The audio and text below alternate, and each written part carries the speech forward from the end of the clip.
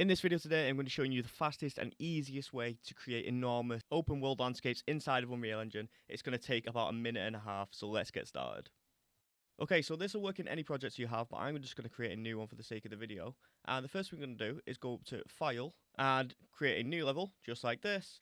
Then we're going to click Empty Open World, click Create, and we have this blank project. Okay, now we're going to go to Window, Environmental Light Mixer, click all the buttons just like this, exit off, go to landscape mode, and then what you're going to do, come to this website right here, go to here, pick a place in the world, and just put your marker down anywhere you want really. This is going to generate us a height map, and the output width and height is going to be 2020, just like this.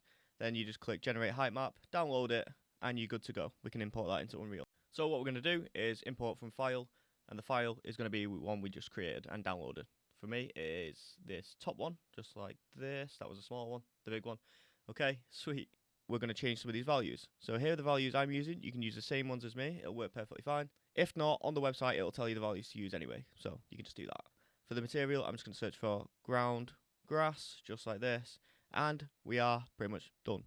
We can now click import, just like that.